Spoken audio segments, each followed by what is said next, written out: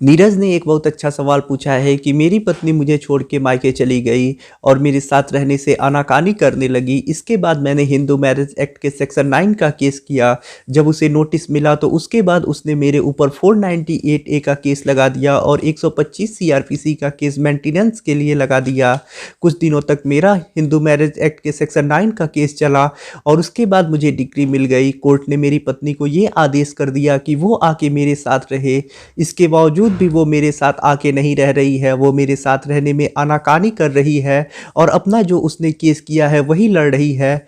क्या मैं कुछ ऐसा कर सकता हूं कि वो हिंदू मैरिज एक्ट के सेक्शन 9 का जो पालन नहीं कर रही है, मैं उससे जेल कैसे भिजवा सकता हूं इसके आधार पे कि वो कोर्ट के आदेश का पालन नहीं कर रही है, वो सेक्शन 9 में मेरे पास आके नहीं रह रही है जबकि कोर्ट ने उसे आदेश कर दिया है। तो सर कुछ ऐसा बताइए कि सेक्शन 9 के आधार पे मैं अपनी पत्नी को जेल भिजवा सकूं क्योंकि वो सेक्शन 9 के आदेश का पालन नहीं कर रही है। तो देखिए, जो सेक्शन 9 का केस होता है यानी हिंदू मैरिज एक्ट, हिंदू विवाह अधिनियम की धारा 9 का जो सेक्शन 9 का केस होता है वो एक सिविल केस होता है। सिविल केस में किसी प्रकार की कोई गिरफ्तारी या सजा नहीं होता है।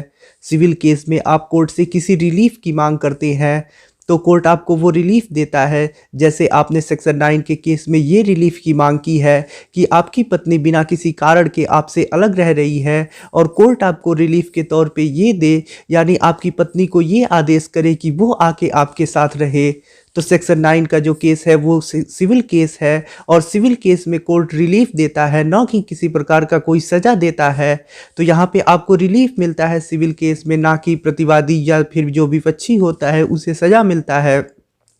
तो अगर सेक्शन 9 के केस में यानी सेक्शन 9 की डिग्री मिलने के बाद आपकी पत्नी आपके साथ आके नहीं रह रही है तो आप उन्हें जेल नहीं भिजवा सकते, ना ही किसी प्रकार का कोई सज़ा दिला सकते हैं।